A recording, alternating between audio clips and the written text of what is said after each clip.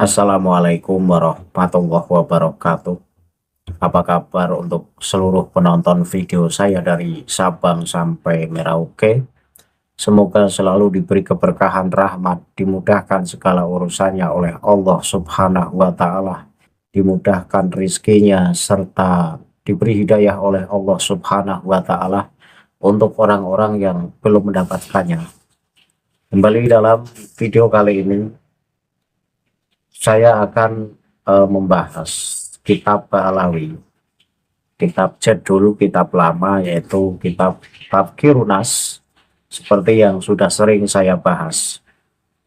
Dalam kitab Tadhkirunas ini fokusnya di halaman 247. Ini ada salah seorang habib yang berjumpa dengan Rasulullah, kemudian diperintah sesuatu oleh Rasulullah, tetapi perintah itu diabaikan. Dan antara perintah Rasulullah dengan Syekh Ahmad Balkhoir, Habib ini berbeda. Artinya Rasulullah memerintahkan sesuatu kepada Habib Ahmad bin Hasan bin Abdullah Al-Atas, dan perintah itu tidak dilaksanakan, tetapi justru Habib Ahmad bin Hasan ini menuruti perintah dari Syekh Ahmad Balkhoir. Nah, dalam cerita ini saya tertarik untuk mengkritisi dari berbagai sudut pandang, mengingat bahwa Rasulullah itu adalah nabi, rasul, utusan, di mana setiap ucapannya, perbuatannya ini mengandung kebenaran. Tetapi anehnya, Habib Ahmad bin Hasan bin Abdullah Al-Atas ini mengabaikan perintah Rasulullah, justru lebih memilih perintah dari Syekh Ahmad Balkhoir yang berseberangan dengan perintah Rasulullah. Namun sebelum saya masuk pada pembahasan, untuk seluruh penonton dari manapun kalian yang belum subscribe channel saya, silahkan bisa tekan tombol subscribe, kemudian like dan share video ini ke teman-teman kalian semua, agar yang belum tahu menjadi tahu. Yakinlah bahwa munculnya channel ini semata-mata untuk mengedukasi kepada seluruh muslim di Indonesia pada khususnya, dan kepada seluruh muslim di dunia pada umumnya, agar tidak terjerat oleh doktrin-doktrin sesat yang dibawa oleh golongan yang mengaku sebagai cucu Rasul serta mengatasnamakan agama. Jadi kitab Tadhkirunas, seperti yang sering saya bahas, adalah kitab jadul yang bahasa penyampaiannya saja acak-acakan, tidak runtut, serta cetakannya sangat buram. Sehingga ketika saya mengkaji kitab ini, apa yang saya tampilkan di layar itu adalah tulisan saya sendiri. Artinya saya merubah teks aslinya dari teks kitab, karena teks kitabnya sangat buram sehingga untuk ditampilkan di layar ini tidak jelas. Karena itu saya rubah dengan tulisan yang jelas sehingga penonton bisa menyimak dari apa yang saya baca. Walau saya mengganti dengan tulisan yang lebih jelas, tetapi tidak mengurangi atau menambahi isi dari kitab Tadhkirunas tersebut.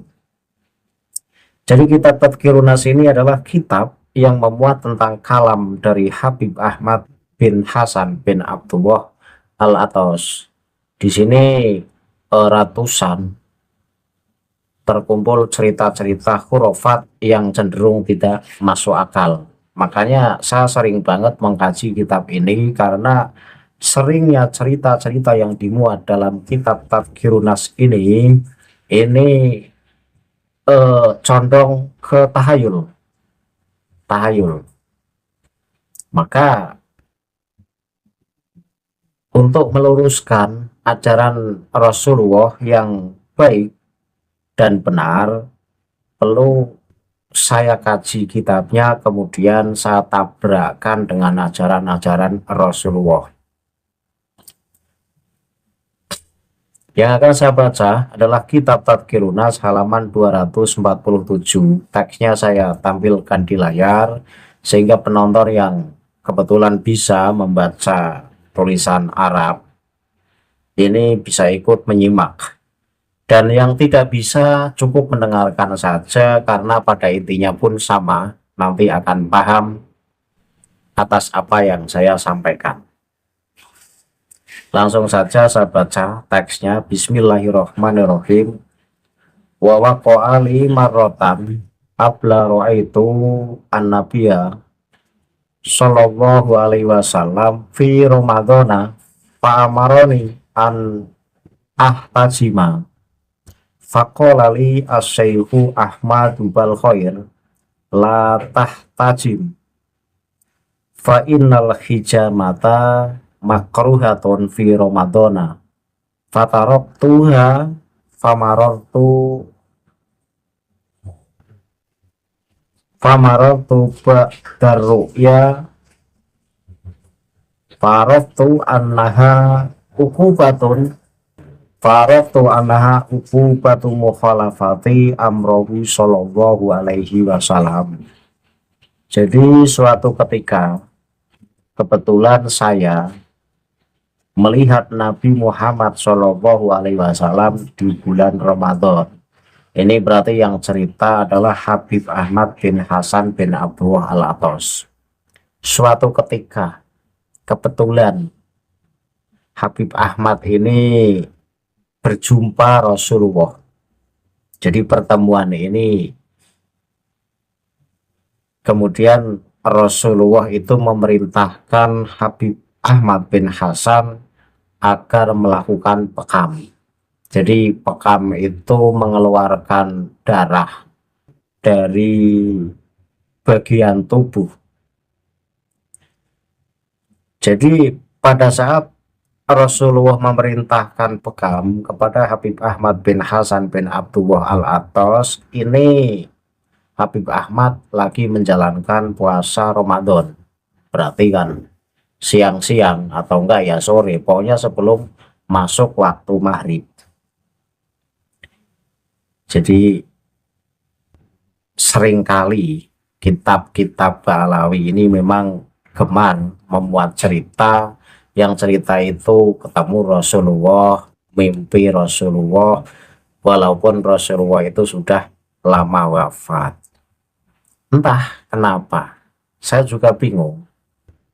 Jika memang Rasulullah walaupun sudah wafat ini bisa menjelma, hidup kembali sebagaimana manusia yang masih hidup, menjumpai orang yang masih hidup, kemudian ngobrol layaknya orang yang masih hidup.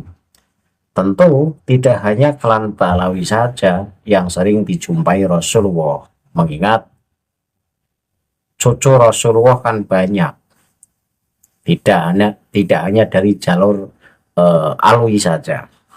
Bahkan cucu Rasul yang masyhur ini tidak pernah mengumbar cerita-cerita semacam ini. Didatangi kakeknya yaitu Rasulullah, kemudian dinasehati dalam kondisi nyata, ini tidak pernah. Tetapi kitab-kitab Ba'alawi ini seringkali klan-klan mereka ini dengan mudahnya dijumpai Rasulullah baik dalam mimpi maupun dalam nyata. Ini ada apa? Tentu penonton yang jeli, penonton yang teliti, penonton yang kritis ini bisa menyimpulkan, karena mengingat Rasulullah itu milik seluruh umat, tidak hanya milik Ba'alawi saja. Jika memang Rasulullah sering menjumpai cucunya, tentu cucunya tidak hanya Ba'alawi saja. Kenapa cucu-cucu yang lain ini tidak dijumpai seperti halnya Ba'alawi? Ya walaupun Ba'alawi ini ternyata bukan cucu Rasul, hanya mengklaim sebagai cucu Rasul. Nah, cerita-cerita semacam ini tidak lain dibuat ini untuk menguatkan bahwa agar publik ini yakin bahwa Ba'alawi memang cucu Rasul. Dengan seringnya dijumpai Rasulullah, baik dalam mimpi maupun dalam nyata, ini agar penonton itu tergiring, oh berarti memang Ba'alawi itu cucu Rasul tersoheh di dunia. Jadi klannya juga klan paling mulia di antara cucu-cucu yang lain. Sehingga wajar ketika Rasulullah itu sering menjumpai mereka, baik dalam mimpi atau dalam nyata. Jadi saya berasumsi semacam itu. Cerita-cerita dalam kitab Ba'alawi dibuat untuk semacam itu, agar pembaca yakin dan umumnya seluruh muslim di dunia ini yakin bahwa Ba'alawi sebagai cucu Rasul. Nah, suatu ketika Habib Ahmad bin Hasan ini berjumpa Rasulullah, entah ini berjumpanya dalam mimpi atau dalam nyata, pokoknya berjumpa gitu. Berjumpanya di bulan Ramadan. Kemudian Rasulullah itu memerintahkan Habib Ahmad bin Hasan agar melakukan pekam. Kemudian Syekh Ahmad Balkhoir ini melarang saya berpekam karena pekam dimakruhkan di bulan Ramadan. Maka saya pun berhenti melakukannya. Jadi pada saat Rasulullah ini memerintahkan kepada Habib Ahmad bin Hasan bin Abdullah Al-Attas, walaupun dalam bulan Ramadan, walaupun Habib Ahmad lagi berpuasa, ini Rasulullah menganjurkan agar Habib Ahmad melakukan pekam. Dalam kata lain, berarti Rasulullah membolehkan orang yang berpuasa ini melakukan pekam. Tetapi Syekh Ahmad Balkhoir ini melarang Habib Ahmad untuk melakukan pekam dengan alasan pekam itu dimakruhkan bagi orang yang menjalankan puasa. Penonton yang teliti ini akan sangat mudah membaca, artinya membaca bahwa cerita ini benar atau karangan, ini mudah bagi yang jeli. Gini loh, Habib Ahmad ini mengklaim sebagai cucu Rasul, ditemui Rasulullah, yang mana Rasulullah itu baik ucapannya, baik perbuatannya, tindakannya, sikapnya, ini adalah panutan. Dan Rasulullah ini punya sifat sidik, amanah, tablek, fatonah. Ketika Rasulullah memerintahkan Habib Ahmad untuk melakukan pekam, berarti dalam kata lain pekam tidak membatalkan puasa. Tetapi kenapa Habib Ahmad bin Hasan ini justru mengikuti larangan dari Syekh Ahmad Balkhoir, yang mana Syekh Ahmad Balkhoir ini melarang Habib Ahmad untuk melakukan pekam di bulan puasa. Jadi di satu sisi ini Habib Ahmad bin Hasan ini lebih percaya apa yang disampaikan oleh Syekh Ahmad Balkhoir ketimbang apa yang disampaikan Rasulullah. Ini kan nggak logis, bahwa ucapan Rasulullah itu adalah sabda, hadis, dan bisa dipertanggungjawabkan kebenarannya. Tapi kenapa Habib Ahmad bin Hasan bin Abdullah justru mengikuti larangan dari Syekh Ahmad Balkhoir? Jadi Rasulnya itu Nabi Muhammad atau Syekh Ahmad Balkhoir, sehingga ketika terjadi pertentangan, perbedaan pandangan antara Rasulullah dan Syekh Ahmad Balkhoir, ini justru yang lebih dipilih adalah fatwa dari Syekh Ahmad Balkhoir. Ini kan nggak masuk akal. Kalau memang ketemu Rasulullah beneran dan Rasulullah memerintahkan agar Habib Ahmad ini melakukan pekam, tentu akan mengikuti perintah Rasulullah. Dalam kata lain, bekam dibolehkan pada saat kita menjalankan puasa. Nah, tetapi ketika Habib Ahmad ini justru tidak mengikuti perintah Rasulullah dan justru mengikuti anjuran dari Syekh Ahmad Balkhoir agar Habib Ahmad ini tidak melakukan pekam dengan alasan bahwa pekam untuk orang yang berpuasa ini hukumnya makruh. Ini sangat kentara bahwa cerita ini cerita dikarang-karang, tapi yang ngarang ini kurang cerdas sehingga gampang dibaca apakah cerita ini benar-benar terjadi atau ngarang.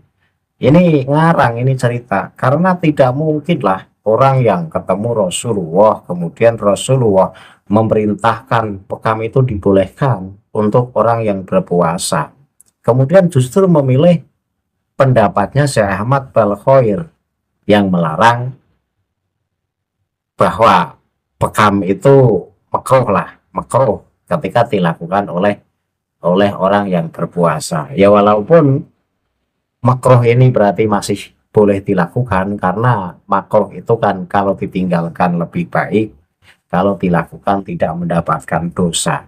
Tapi yang saya curiga ini kok malah memilih fatwa dari Syekh Ahmad Balkhoir, tidak mengikuti perintah Rasulullah. Ini saya sanksi cerita ini benar terjadi atau tidaknya, saya sanksi dan saya memilih bahwa cerita ini tidak terjadi, ini karangan semata. Kemudian setelah Habib Ahmad bin Hasan bin Abdullah Al-Attas ini mengabaikan perintah Rasulullah dan justru memilih perintah dari Syekh Ahmad Balkhoir agar meninggalkan pekam karena menurutnya bahwa pekam itu makruh untuk orang yang berpuasa, sehingga Habib Ahmad bin Hasan ini jatuh sakit. Nah, setelah Habib Ahmad ini sakit, ia menyadari bahwa mungkin sakitnya itu sebuah hukuman karena tidak mentaati perintah Nabi. Ini lagi-lagi ngawur. Jadi setelah ketemu Rasulullah disuruh pekam tidak mau, justru mengikuti anjuran dari Syekh Ahmad Balkhoir. Kemudian Habib Ahmad bin Hasan ini jatuh sakit. Ini Habib Ahmad bin Hasan ini berasumsi bahwa sakitnya itu adalah sebuah hukuman karena mengabaikan perintah Rasulullah. Jadi sakit dikaitkan dengan mengabaikan perintah Rasulullah. Ya sakit aja. Itu sudah takdir dari Allah. Masa Rasulullah ngwalati sih? Jadi seakan-akan bahwa karena mengabaikan perintah Rasulullah sehingga Habib Ahmad bin Hasan ini jatuh sakit. Dan jatuhnya sakit itu dalam bahasa mudahnya itu kan karena kualat dengan Rasulullah mengabaikan perintahnya. Ini tidak benar ini. Ini tidak benar. Jadi mengaitkan sakit karena suatu hal, toh pekam itu kan ikhtilaf di antara para ulama. Artinya ada yang mengatakan tidak membatalkan puasa, ada yang membatalkan puasa. Artinya ada yang berpendapat bahwa pekam ini membatalkan puasa. Tetapi jumhurul ulama ini mengatakan bahwa pekam itu hanya hukumnya makruh karena hadis Rasulullah ini banyak yang mengatakan bahwa pekam dibolehkan. Jadi hadisnya sahih yang mengatakan bahwa pekam dibolehkan, ini hadisnya sahih. Nah, dari cerita ini kita bisa menarik satu kesimpulan bahwa Habib Ahmad bin Hasan bin Abdullah Al-Attas yang ketemu Rasulullah kemudian disuruh melakukan pekam tapi tidak melaksanakannya karena mengikuti fatwa Syekh Ahmad Balkhoir. Jadi antara Syekh Ahmad Balkhoir dan Rasulullah itu lebih dipercaya Ahmad Balkhoir, bukannya Rasulullah. Padahal yang punya sifat maksum, yang punya sifat sidik, ini kan Rasulullah. Apa yang keluar dari Rasulullah itu sebuah kebenaran. Ketika Rasulullah memang memerintahkan bekam, ya berarti bekam tidak membatalkan puasa. Tetapi kenapa justru memilih fatwa dari Syekh Ahmad Balkhoir? Toh sudah ketemu langsung pada Rasulullah. Loh, dalam cerita ini kan sudah ketemu langsung dengan Rasulullah dan Rasulullah memerintahkan agar Habib Ahmad melakukan bekam. Tetapi mengabaikan perintah Rasulullah dan justru mengikuti dari larangan Syekh Ahmad Balkhoir, jangan melakukan bekam karena hukum bekam itu makruh atau dibenci lah. Dan Habib Ahmad bin Hasan ini justru mengikuti fatwa dari Syekh Ahmad Balkhoir. Ini kan nggak logis, nggak logis. Ya walaupun hukum bekam itu masih ikhtilaf, tetapi yang menjadi persoalan saya sudah ketemu langsung pada Rasulullah. Sudah ketemu langsung pada Rasulullah dan Rasulullah mengatakan kamu berbekam nggak apa-apa walaupun kamu dalam kondisi puasa. Masa iya sih sudah ketemu langsung Rasulullah justru tidak begitu percaya atas apa yang disampaikan Rasulullah dan justru memilih fatwa dari Syekh Ahmad Balkhoir. Ini cerita kan nggak masuk akal, cerita nggak masuk akal loh bagi yang jeli dan bagi yang mampu meneliti.